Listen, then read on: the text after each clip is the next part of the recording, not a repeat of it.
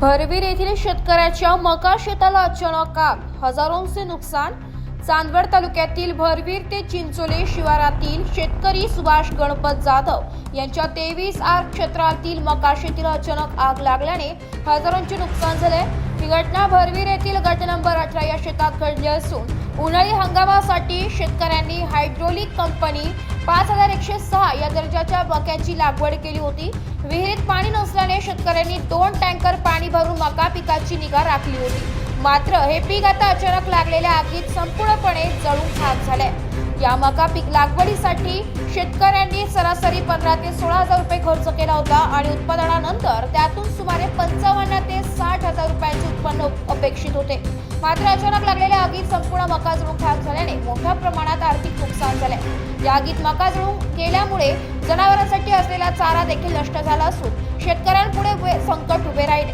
त्यामुळे शेतकरी सुभाष जाधव व मधुकर जाधव यांनी शासनाकडे नुकसान भरपाईची मागणी केली आहे। शेतकऱ्यांच्या नुकसानाची योग्य ती दखल घेऊन शासनाने मदतीचा हात पुढे करावा अशी मागणी परिसरातील शेतकऱ्यांतून होत आहे। भरवीर येथील शेतात जाऊन आढावा घेतला आमचे प्रतिनिधी देविदास जाधव यांनी। महाराष्ट्रामधील शेतकरी हा कदापि सुखी नाही हे आज दिसून येत आहे। कारण शेतकऱ्यांचा कांदा असो, सोयाबीन असो, कुठलाही माल असो त्याला योग्य ते भाव मिळत नाही। त्यामुळे शेतकरी हा कायमस्वरूपी नाराज असतो।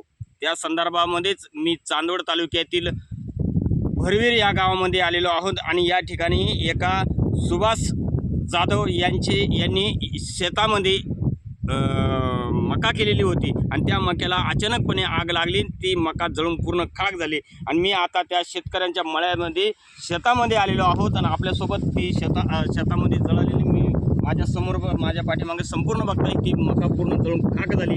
त्यामध्ये मकाला जे बिटे आहे किंवा ते अन्नधान्य असतं ते मका असते, बिटे असते, त्या जळून पूर्ण खाक खाली पडलेले आहे।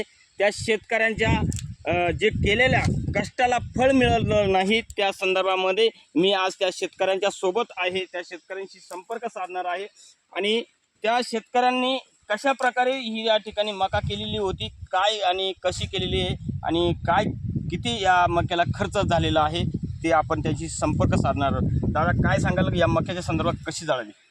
मकाची कशी जळाली त्याचं आगीचं कारणच समजू शकलं नाही। कारण आम्ही आलो तर रस्त्यापासून आग लागत पूर्वेकडून ती पश्चिमेकडे आग चालली होती।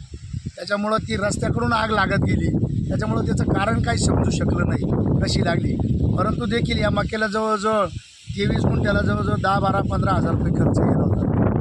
तर तो खर्च पण गेला आणि उत्पन्न पण गेले आणि उन्हाळ्याचं पाणी आम्ही ज्यावेळेला शेवटचं पाणी संपलं तर जवळजवळ त्याला 3000 रुपये टँकरनं जवळजवळ 3 टँकर पाणी टाकून आम्ही शेवटची भरणी त्याला केली होती। जवळजवळ 9 ते 10 हजार पाण्यावर खर्च झाला होता पाणी कमी असतं। त्यामुळं जनावरांना चारा उपलब्ध होईल व या आशेनं चारा होईल आणि बिटी पण होईल। पण आता इथं बिट्या पण पूर्ण खाक जळून गेलेलं आहे, त्याचा पूर्ण कोळसा झालेला आहे। त्याच्यामुळं बिट्या काही उपयोगात येणार नाही, चाऱ्याची तर पूर्ण संपुष्टात नाहीसा झालेला आहे। त्यामुळं जनावरांना चाऱ्याची आता वनवन भासणार आहे। उन्हाळ्याचं पाणी पण गेलं आणि चारा पण गेला आणि उत्पन्न पण गेले। त्यामुळं हे सर्व शासनाने याची नोंद घेतली पाहिजे आणि त्याच्या नाशिक लोकशाही न्यूजसाठी प्रतिनिधी देविदास जाधव, चांदवड।